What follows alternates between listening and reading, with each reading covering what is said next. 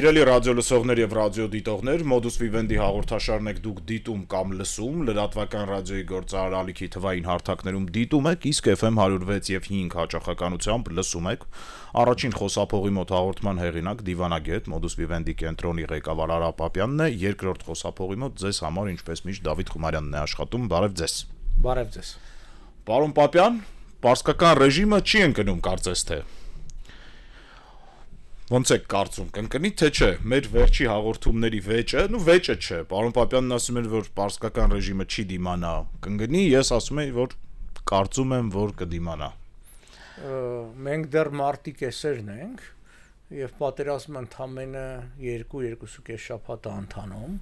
եւ մենք պիտի ուշադրություն դարձնենք ոչ թե այդ պատերազմը ընդհանուր հասկացությանը, այլ ինչ փուլերով է անցնում, եւ հիմա որ փուլն է։ Եվ նաև թիրախները որոնք են, այստեղից էլ եզրակացությունն է կարելի անել։ Եվ նաև կրկին անգամ հիշեցնեմ, հենց ամերիկյան կողմը, իհարկե ոչ լրագրողները, ոչ մասնակցական այլ, ասենք ռազմական քաղաքական խոսում էր 4-5 շաբաթվա մասին, որը կարա երկարել տևի։ Փուլ առաջին, ինչ արեցին ամերիկացիները եւ Իսրայելը։ Ոչնչացրեց Իրանի հակաօդային եւ հակահրթիռային համակարգը։ Այդ փուլը լուծեցին։ Փուլ երկրորդ ոչնչացվեց Իրանի ատոմային միջուկային կարողությունները, լաբորատորիաները։ Փուլ երրորդ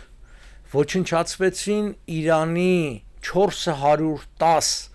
հրթիռների հեռարձակման կայանքներից, մոտ 5 օրվա առաջվա տվյալներով 300-ը։ Հիմա մի 50-ներն են ոչնչացվել։ Փուլ չորրորդ ոչնչացվում են կարողությունները զենքի արտադրության եւ պահեստները, որի հետ զուգահեռ ոչնչացվում են նաեւ այստեղ ասում թիրախները, ոստիկանական տեղերը, լինեն հանգույցներ, կայազորներ Բասիջեն դրանք։ Եվ Բասիջը դա իրանց ՊՊՑ-ն է։ Այն որ ժողովրդին ջարդում ու ծեծում է։ Բայց սա մասակազմում հեղափոխության պահապաններին, որտեղ այնտեղ տարբեր բաներ կան, որտեղ կան հեղափոխության պահապաններ, որոնք բանակային ստորաբաժանումներ են ըստ էության, հիշում եք սովետի ժամանակ կար այն 20-30 վայսկա ՆԿՎԴ-եր, իսկ հետո ավելի այսինքն ներքին գործերի նախարարության դիվիզիաներ կային այս կողմենքում, այդ կար։ Բայց ասածս նաև որ սա հերթականությամբ պիտի լուծվեին այս խնդիրները եւ այս հերթականության, այսինքն առանց հակաօդային պաշտպանության ոչնչացման դու չէիր կարող ոչնչացնել պահեստները եւ ասենք կայանքները եւ այլն, այդ ամբողջը գնում է։ Հիմա Իրանը սրան ինչ կարա հակադարձի։ Իրանը փորձում է ներքաշել արաբներին պատերազմի մեջ, հարձակվելով արաբական երկրների վրա, ոչ թե հարձակվելով, հարվածնել հասցնելով։ Եվ այլն, ասենք տնտեսական ապակայունացում, դժգոհություն բան, բայց հիմա ուր ենք հասել այս փուլում։ 5000 հոգի դեսանտայիններ էին բերել տարածաշրջան եւ ռմբակոծեցին Խարկ կղզու ռազմական թիրախները, սա ուզում եմ շեշտել, ռազմական թիրախները, բայց դեռ արտահանման հնարավորությունները չեն ռմբակոծել։ Խարկ կղզով արտահանվում է Իրանի նավթի 90%-ը։ Կա ենթադրություն, որ նպատակ չունեն ոչնչացնելու, որտեղ եթե սա ոչնչացվեց, Իրանը որպես պետություն սննկանալու է։ Այդտեղ խոսակցություն կար, որ հակադրություն ունեն Միացյալ Նահանգներն ու Իսրայելը այդ հարցով։ Իսրայելը համարում է, որ պիտի ամբողջությամբ ոչնչացվի, իսկ Միացյալ Նահանգները համարում են, որ իրանց դեռ պետք է գալու այդ ենթակառուցվածքները։ Չգիտեմ, ճիշտ ասած ես չեմ լսել, ես ավելի լսել եմ տարբեր վերլուծաբանների ամերիկյան, իսրայելական հետևյալը, որ անկախ նրանից ով ալինելու իշխանությանը, դա Իրանի ապրուստի հիմնական միջոցն է, եւ եթե դա ոչնչացվեց, այդ ժողովուրդը պարզապես սովի է մատնվելու, եւ սովի մատնված ժողովուրդը առաջինը կոդեմ է վատ տրամադրվելու, որտեղ իր կյանքի վրա ազդում, երկրորդը դառնալու է բեր քո համար, որտեղ ինչ որ ձև պիտի օգնես, հատկապես եթե եղավ իշխանապողություն, չէ, բնականաբար դու պիտի ավելի բարձր կենսամակարդակ ապահովես հետո իշխանապողությունից հետո, քան մինչ իշխանապողություն։ Հակառակ դեպքում եթե մարդիկ սկսեն վատ ապրել, եք ասեն, տեսեք, ավելի վատ եղավ։ Դրա համար հենց ամբողջ նպատակը նա է, ձեռ չտար առայժմ, թող դա մնա, որտեղ սա նաև վճարման միջոց է։ Հիշենք նպատակներից մեկը բացի այդ իշխանապահությունից հետո պիտի լինի նաև տնտեսական կացուտաձևի փոփոխություն, այն է որ արևմտյան ընկերությունները պիտի մտնեն իրանական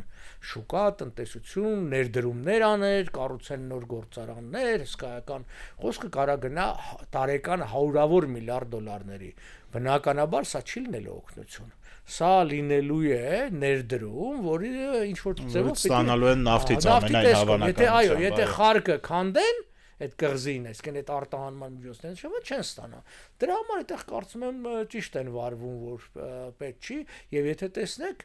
շատ քիչ է տնտեսական հզորությունները, շատ քիչ են հարվածների ենթարկվում։ Տարաձայնությունը հիմնականում Իսրայելի թիրախների առումով եւ Միացյալ Նահանգների մեջ կախված է նրանց, որ Միացյալ Նահանգները հիմնականում ռազմական թիրախներն են ոչնչացնում։ Իսրայելը նաեւ ռեպրեսիվ ապարատի, այսինքն ոստիկանություն, բասիչ, չգիտեմ, պահապաններ, կրոնական ղեկավարություն, այդ բաներն է ոչնչացնում, որովհետեւ Իսրայելի համար միանշանակ է, որ իշխանապողություն նպատակ է։ Իրանք ուզում են հասնել իշխանապողության։ Իսկ իշխանապողություն հասնելու համար դու պիտի ոնց որ ասած ժողովրդին ավելի հնարավորություն տաս։ Այսինքն դիմացինը պիտի լինի ավելի թույլ։ Իշխանությունը պիտի լինի ավելի թույլ։ Ամերիկացիները քանի որ չունեն այդպես հստակ նպատակ, չեն արտահայտվել, մի տեսակ այնց անորոշ բան, հա, հարձակվում ենք, այնտեղ մի քիչ իշխանությունը թույլատնում ենք, պարտադրում ենք, որ ինքը հրաժարվի կամ ոչնչացնում ենք հատկապես միջուկային կարողությունները, այստեղ ամերիկացիները ավելի վախեցած են Իրանի միջուկային կարողությունների եւ այդ միջուկային ռումբերը տեղ հասցնող միջոցների արկայությամբ բալիստիկ հրթիռների մասին է խոսքը ավելի շատ հիմա նաև իրենք անհանգստացած են այս դրոններից, որոնք այո դեռևս այդքան հատով ավերիչ չեն, բայց երբ որ դու ոչ թե հատով ես ուղարկում, այլ 100 հատով եւ 1000 հատով ես ուղարկում, նրանց արդյունքը գրեթե դառնում է բալիստիկ հոպը դժվարանում է այդ հարցը լուծել, որովհետեւ քանակները շատ են եւ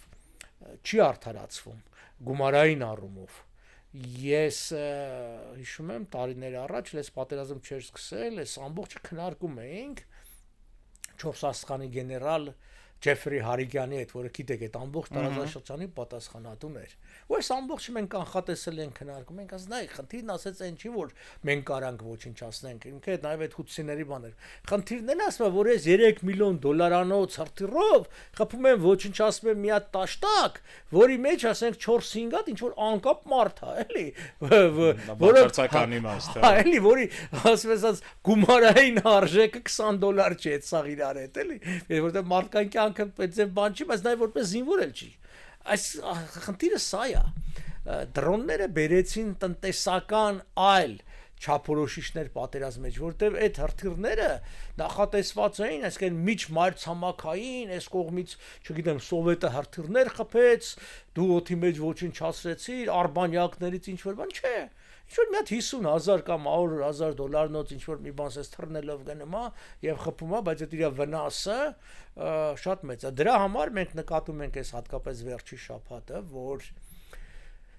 Ուկրաինային են շատ արաբական երկրներ դիմել, որտեղ ուկրաինական փորձը շատ է եւ հակադրոնային դրոնների մասին է խոսքը գնում կամ դրոնների դեմ պայքարի միջոցառն է գնում, որովհետեւ գործնական առումով գետնի վրա, բացի տեսական խոսակցությունից, գետնի վրա գործնական ամենամեծ փորձը կուտակել է Ուկրաինան։ Ուկրաինային անպայման կվերադառնանք հաղորդման երկրորդ հատվածում, տեղ էլ կարծում եմ խոսելու բան կա, վաղուց չենք քննարկել ռուս-ուկրաինական գործընթացը։ Իմ տպավորությամբ, պարոն Պապյան, պահապանների եւ նախագահի միջև ինչ որ անհամաձայնություն ու լարվածություն կա, թե դա ուղակի հերթական տենց պարսկական խաղն է, որ մեկը մեխին է խփում, մյուսը նալին, որտեղ այնտեղ կարծես թե հասնում էր վիրավորանքների, այսինքն խաղաղ պահապաններն ասում էին, որ նախագահի այս քայլը ոչ խելացի էր, ոչ էլ պրոֆեսիոնալ էր եւ չարժեր նման բան ասել, խոսքը գնում է նրա մասին, որ նախագահան ներողություն էր խնդրել հարևան երկրներից, ում որ Պարսկաստանը ռմբակոծել էր, իսկ պահապանները հեղափոխության ասում էին, որ լավ են կարա եւ շարունակելու ենք դա անել։ Գիտեք, շատ երկրներում, հատկապես տոտալիտար կառավարումների երկրներում գոյություն ունի արտաքին, այսինքն դե յուրե սահմանադրական կարգ եւ իշխանություն եւ ռեալ որոշ երկրներում գիտեք խորքային պետություն ա կոչվում է deep state, որոշ տեղեր բանա, ՍՍՀ-ում էլի նույն ծևի էր, ՍՍՀ-ում կարի պր սովետական իշխանություն, բայց ռեալ իշխանությունը պատկանում էր կուսակցությանը, այո։ Եվ երկու շերտը։ Իրանը շատ նման է ՍՍՀ-ին։ Այսինքն այնտեղ կա արտաքին իշխանություն, որ նախագահն եմ ես, բայց նախագահը ռեալ իշխանություն չունի։ Սկսած նրանից, որ այսինքն նրա տեխնացուներն էլ հաստատում են էլի կրոնավորները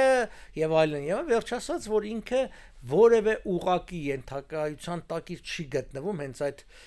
պահապանները։ Եվ ռեալ իշխանությունը շատ մասնագետների, ովքեր այսպես խորացած ուսումնան, իշխանությունը Իրանում պատկանում է հենց հեղափոխական պահապաններին եւ այն անձը որ նրանց հետ շատ ավելի սերտ հարաբերություններ ունի եւ վերահսկում է մասնավորապես Լարիջանյանն ինչա տրվում որովհետեւ ինքը Լարիջանին կապ ունի պահապանների հետ եւ այսպես է դրա համար անգամ այս վերջին ընտրությունները որ տեղի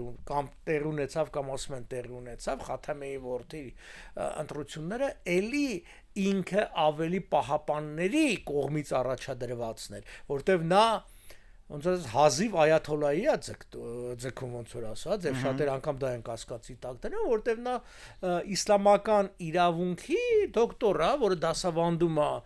դասավանդել են այդ կրոնական համալսարանում եւ այլն իսկ որովհետեւ դու ընտրվես դու նախ դիլնես այդ չգիտեմ այդ որ ռուսերեն ասում են վիլիկը այաթոլլա ասենք այաթոլլա Քաբիր մեծ եւ դա դրա համար դու պիտի հասնես դրա համար առնվազն երկու արդեն մեծ կամ հարգարժան այդ այաթոլլա առնվազն երկուսը իրենք պիտի քեզ ճանաչեն որպես այդպեսին ինչպես օրինակ նայեք կաթողիկոսի ընտրության ժամանակ ասենք արքիեպիսկոպոսները չէ պիտի իրենք ասենք չգիտեմ օծելա թե ինչա կոչվում է տարբեր պիտի լինեն այսինքն ամեն մի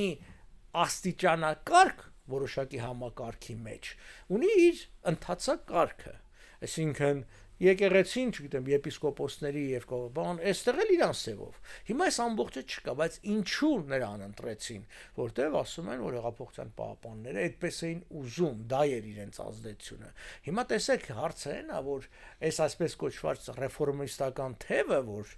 դեմա ավելի շատ Փեզեշկյանը այդ թևից է, չէ՞, եթե Փեզեշկյանը այդ թևից է, այո, Փեզեշկյանը այդ թևից է, Ռոհանի բան այդ թևից են, հիմա տեսեք, սրանք էլ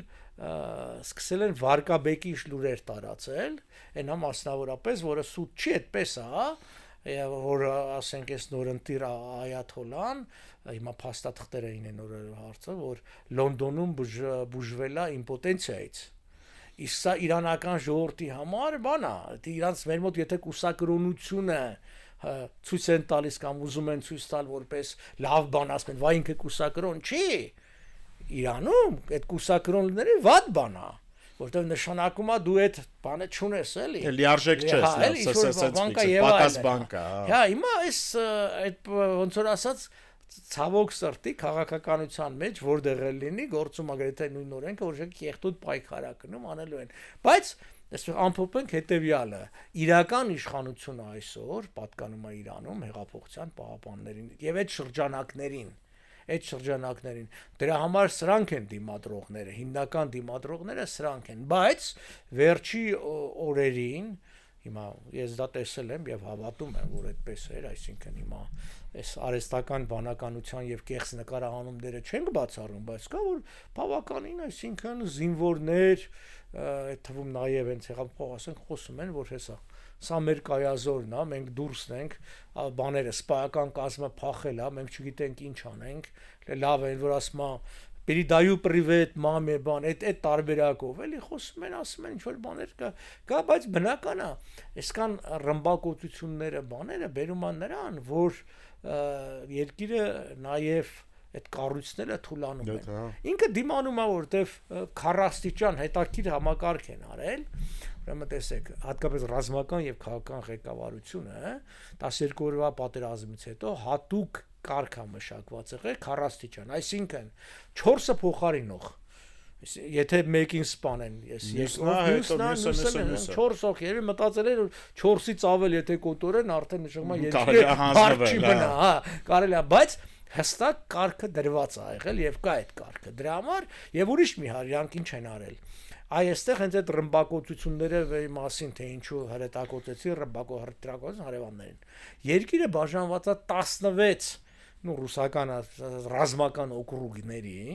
որոնք ապակենտրոնացված են եւ որոշակի ինքնուրույնություն ունեն գործելու թիրախների ընտրության մեջ, այո, թիրախների ընտրության կիրառվող զենքերի մեջ եւ այլն։ Քանի որ էսել հենց իրենք նախատեսել են, որտեվ լավ են հասկացել, որ կենտրոնական իշխանությունը կարող է խոցվի եւ տապալվի եւ կապը խզվի եւ որպիսի ամեն մեկը կարողանա առանձին գործի այդ շրջանակում գիտեք օրինակ գոյությունի այսպես կոչված Սուզանավի սկզբունք ինչ է նշանակում նախ Սուզանավի մեջ բոլոր կենսական անհրաժեշտության մասերն ու սարքերը ունեն իրենց կրկնօրինակները անպայման եւ այսպես մասերի են բաժանած ռուսեն ատսեկներ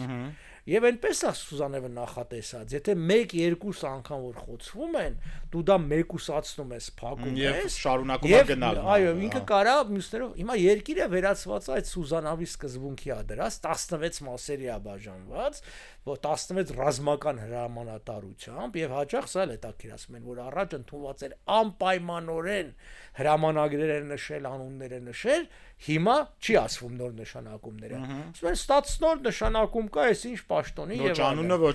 անունը ոչ բան որտեվ դա արդեն քեզ խնդիր է առաջացնում դու պետք է հայտնաբերես իսկ եթե գոնե անունը գիտես ես վստահ եմ որ կուտակված հսկայական նյութեր կա կարող է մի բան անեն բայց չեն ասում դրա համար էս ամբողջ այո ձգձգվում է բայց ամեն դեպքում կարող եմ ասել հետեւյալը կրկնեմ ես մի նախադասությունն էլ Թրամփը ինքը իրան քշել է մի այնպիսի իրավիճակի մեջ որ ելնելով այս տարի կանալիք ընտրություններից կոնգրեսի երկու պալատներով ինքը պիտի գոնե հաղթանակ ցույց տա հիմա ամեն ինչ կարելի է հաղթանակ ցույց տալ բայց ինչքան այդ հաղթանակը հավատալու լինի ինչքան այսպես լավ արդյունքներ լինի դա իր համար լավ է իսկ այդ ամենաբանը պիտի իշխանափոխությունն է Կարծես թե Կրսել Խոմեյնին Մոսկվայում է բուժվում։ Կա նման լուր այո, նման ինչ որ լուր եղավ, որը չեմ բացառում, որովհետև առ այսօր մենք չենք տեսել այդ մարդու կենթանի ելույթները եւ այլն, ինչ որ իր անունից բան տարածվեց, ինչ որ կարճ մի, այսպես ասած, պատկեր գնաց եւ ասում են Լարիջանին է գրել այդ վերջի խոսքը, այսինքն այդ հայտարարությունը, որ Խոմեյնիի անունից գնաց, ասում են հեղինակը Լարիջանին է։ Կարող է լինի, Լարիջանին իհարկե հետաքրքիր կերպար է, ես իհաց շփվել եմ, որտեղ ինքը Հայաստանով շատ ազբաղվել է, եկել գնացել է, ես թե 3-4 տարի հենց Իրանով 91-ից 95 թիվը զբաղվել եմ եւ Թեհրանում եւ Հայաստանում այն ժամանակ հիշում եք Վազեզի կար, Վելայաթի կար, նրանք էին այդ, բայց Լարիջանին բանը եւ Լարիջանին մեջներից ամենաշատը առաջ գնաց Քոլենին տարավ իր մոտ, որը այստեղ էլի մի շրջան քարտուղար էր, այդ տարավ դեսպան, այս են մարդիկ են նաեւ արևմտյան կրթությամբ Պատական չէ։ Այո, Fox News-ի հարցազրույցը նայել եմ, այո։ Չէ, կանտի փիլիսոփայության, այսպես ասած, բաներով եւ այլ արևմտյան, այսինքն ունի այդ ամբողջը։ Մյուս կողմից էլ այն թեւը, որ իրան դեմ անգամ արևմուտքում, ասում է նայա ով որ հրամանա տվել ժողովրդի վրա կրակել բայց այն թեւը որ ուզում է որ բանակցեն ասում է դուք մաքուր մարդ չեք կարող գտնեք այսինքն Իրանի վերնախավում եթե ուզում եք ինչ որ մեկի հետ բանակցեք ինչ որ մի բանի հասնեք ոչ թե որ վերացական մեկը որ փողոցից բռնեք բանակցեք որը որևէ ազդեցություն չունի բայց մարդ ասենք Լարիջանին որը եւ հոգեվոր եւ աշխարհիկ որոշակի ազդեցությունի չլնելով հոգեվորական, բայց այդ շրջանակների մեջ հատկապես հեղափոխության պահապանների առումով ուրեմն Լարիջանի հետ պետքա բանակցել։ Եվ հենց խնդիրը սա է, էլի գալիս է նրան, որ արդյոք ինչ ենք բանակցում։ Բանակցում ենք, որ իշխանափոխություն, թե բանակցում ենք քաղաքականության փոփոխություն։ Ամբողջը կախում կունենա իմ կարծիքով գետնի վրա առաջիկա մի երկու շաբաթում ինչպիսի իրավիճակ կձևավորվի։ Հերթական շրջադարձը Ուկրաինայի հետ կապված կարծում եմ մեզ համար, հայերի համար, մեր ռադիոլսողների համար, մեր համար, ձեր համար հերթական անգամ համոզում է, որ գեոքաղաքական իրավիճակը շատ է փոխվում, էլի, այսինքն եթե այսքան ժամանակ մենք սովորեինք, որ Ուկրաինան էր Միացյալ Նահանգներից օգնություն խնդրում եւ ՆԱՏՕ-ի երկրներից, հիմա կարծես թե ՆԱՏՕ-ն է Ուկրաինայից օգնություն խնդրում եւ Միացյալ Նահանգները իր գործընկերների համար, ծոցի երկրների։ Ինչ տեղի ունեցավ, կարճ ռադիոլսողներին ասեմ, ռուսական կողմը պարսկական լիցենզիայով եւ պարսկական տեխնոլոգիայով արտադրում էր Գերան անօթաչու սարքը, որը նույն Շահեդ անօթաչու սարքն է եւ ուկրաինացիները սովորել են ինչ որ չափով դիմակայել այդ անօթաչուին, որը եւ նաեւ հիմա Իրանը կիրառում է հարևանների դեմ եւ ուկրաինացի մասնագետները ասում են, որ արդեն տեղում են ծոցի երկրներից մի քանիսում կոնսուլտացիաներ են իրականացնում։ Արդյոք այս իրավիճակը փոխելու է գործը ռուս-ուկրաինական բանակցությունների դաշտում եւ փոխվելու է Միացյալ Նահանգների տեսակետը, Տրամպի տեսակետը պատերազմի ավարտի մասին։ Գանք այն հարցերին նախ, որ սա Ուկրաինայի քաղաքական կշիռը էապես բարձրացնում է եւ բարձրացնելու է։ Ես մի ուկրաինացի ընկեր ունեմ,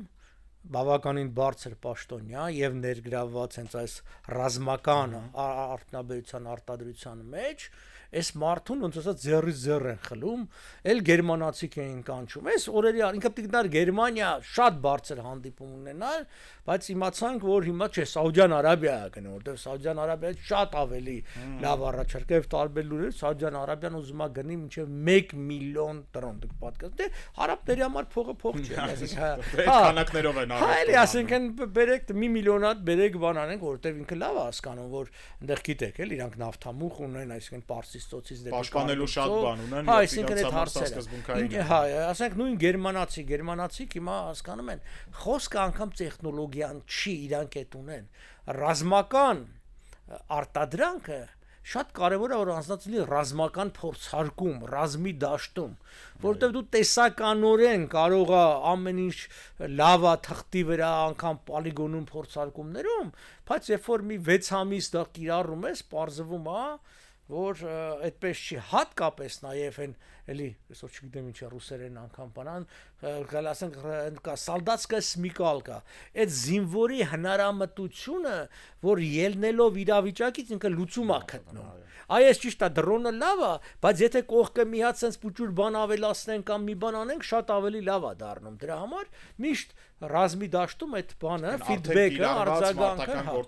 այ դրա համար եւ կան մասնագետներ, որ ասում են, որ աշխարհում այսօր 3 բանակ կա, որ կարելի ասել ուժեղ բանակ է, որ ուժեղ դա Միացյալ Նահանգներն է, Իսրայելն է եւ Ուկրաինան։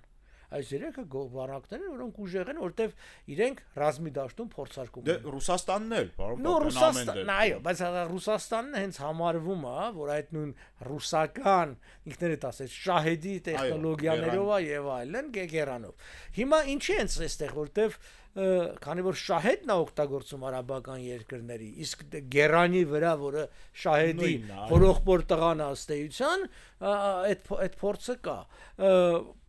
Բանը ամեն պարագային սա ինչա ցույց տալիս մեզ, մենք պետք է նայենք մեր տեսակետից, որ տեղական արտադրության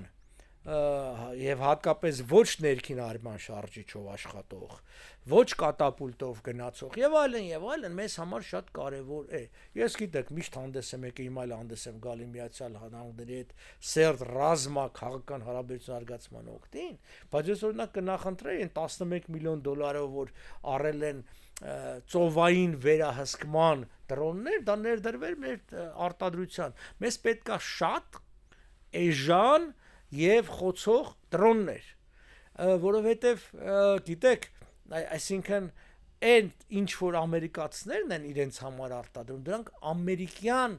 պահանջի համար են։ Իրանց նախ հայերեն լեզվով ասած իրանց ջեբի գյորա են եւ իրանց եւ այդ բացի հետ էլ այսինքն ինքը պիտի հազարավոր կիլոմետրեր ծով օվկիանոս վերահսկի, որովհետեւ հասկանա ինչ է կատարում։ Մենք չունենք հազարավոր կիլոմետրեր, մենք կարիք չունենք 12 ժամ թռցնելու օդի մեջ, դա, որովհետեւ եթե դու 12 ժամ թռցնում ես ներքին արման շարժիչով, դրանք խփեն հանգիստ, պեզերկավ հանգիստ խփեն։ Մեզ պետքա որ 40 րոպե թռնի, թող թռնի 30 կիլոմետր, մեզ լրիվ բավարար է, ռազմաճակատագիծը 30 կիլոմետրը բավարար։ Մեր դրոնների 80% այդպեսին լինեն, թող 20% լինեն ավելի հեռու խոցող եւ այլն։ Այսինքն մենք ես չգիտեմ, ես հուսանք, որ այս ամբողջը վերլուծվում է, ինֆորմացիա դասերը քաղվում է, որտեվ անգամ աշխարհի ամենապով երկրների թվում հանդիսացող Սաուդյան Արաբիան, Արաբական Միացյալ Էմիրություններ, Կատար, չէ, ասում էին, որ անշարժ գույք գնայք Միացյալ Էմիրություններում, ես ավելի վստահելի է, քան փողը անգամ շվեյցարական բանկում պահելը։ Մեկ էլ հանգարց պարզվեց, չէ, որ այդքան էլ վերահսկել չի, որտեվ այս ամբողջ կա։ Իսկ մերը ավելի խոցելի է։ Դրա համար է, այս մենք պիտի էսամասնել ենք խոսել, մենք ասում ենք թևակողում ենք, հիմա թևակողել ենք անկայունության մի շրջան միջին արևելքի վստահաբար, որը առնվազն մի 2 տասնամյակ տևելու է։ Եվ այս 2 տասնամյակում լինելու են շահող երկրներ, որոնք ձեռբերումներ կունենան եւ կորցնող երկրներ եւ շատ բաներ կախված է մեզանից, մենք ինչքանով պատրաստ կլինենք այդ ամբողջին։ Իհարկե աշխարհակաղակական զարգացումները շատ կարեւոր են մեզ համար, որը հաճախ մեզանից դուրս է, մենք չենք օրինակ Իրան Միացյալ Նահանգներ պատերազմի ելքը մեզանից կախված չի, բայց մեր վրա մեծ ազդեցություն ունի, բայց մենք մեր չափով գոնե մեր երկրի պաշտպանության ինքնապաշտպանության հարցը պիտի լուծենք։ Մոտ 3 րոպե ունենք, պարոն Պապյան։ Ռուս-ուկրաինական կոնֆլիկտը ի վերջո, կարծում եք այս տարի կավարտվի, թե չէ, մենք ինչ որ ընթացք տեսնում ենք, որ պիտի բերի ավարտի։ Կարծեք թե չէ, որովհետև կախում ունի նաև նավթի գների ինչքան կմնան համեմատաբար բարձր, որովհետև հիմա ըստ տարբեր հաշվարկների օրական 130-ից 170 միլիոն դոլար Ռուսաստանը նավթի վաճառքից ավելի շատ փող ունի, քան մինչև պատերազմներ։ Ստրատեգիական առումով սա այսպես չի մնա, իհարկե ավելի կայունանա եւ այլն, բայց կարծրաժամկետ առումով Ռուսաստանի համար սա շունչ քաշելու հնարավորություն էր։ Բնականաբար, եթե կա ֆինանս Ռուսաստան ունի, պատերազմը շարունակվելու է։ Ինքը մարդկային ռեսուրսի խնայողության խնդիր չունի։ Հիմա անմարտկայոր նորեն է օգտագործում, բայց դա է իրականությունը, այնպես որ կարծում եմ, տեսեք, թվում է առաջին հայացքից, որ ինչ կապ ունի, երկու իրարից հեռու պատերազմներ են, բայց երբ որ մենք խոսում ենք աշխարհի այդ հիմա շատ տարածած է գլոբալիզացիա բառը, մենք հասկանում ենք, որ դա այո գործում է։ Այսինքն Մադուրոյին փախցնելը եւ Վենեսուելայի նավթի մուտքը համաշխարհային շուկա կարա ազդի եւ ռուս-ուկրաինական պատերազմի վրա եւ Իսրայել-Պարսկաստան Ամերիկա պատերազմի վրա, որտեղ նավթի գինը կայունացնի թե չէ, այսինքն իսկ նավթի գնձը կախված է նույն, ասենք Վենեսուելայի խնդիրը կարա ազդի Ուկրաինայի ճակատագրի վրա, նույնն էլ մերն է հայերիս համար, շատ բաներ որ թվում է որ մեզանից հեռու է, մեզ շատ մոտ է։ Ես գոնե իմ իմացած տվյալներով երկու կողմերն էլ եւ Ուկրաինան եւ Ռուսաստանը ինտենսիվորեն շարունակում են կառուցել ռազմարդյունաբերության տարբեր ձեռնարկություններ։ Այդ թվում ուկրաինացիք ոչ միայն Ուկրաինայում։ Եթե այդ մեծ ներդրումները կատարվում է, նշանակում է դրա արտադրանքը պահանջարկ ունի դեռ։ Սիրելի ռադիո լսողներ, Modus Vivendi-ներ եթերում Արա Պապյանի հեղինակային հաղորդաշարը մենք շարունակելու ենք հետևել Մերձավոր Արևելքում աշխարհում տեղի ունեցող իրադարձություններին եւ հաջորդ շաբաթ եւս խնդրելու ենք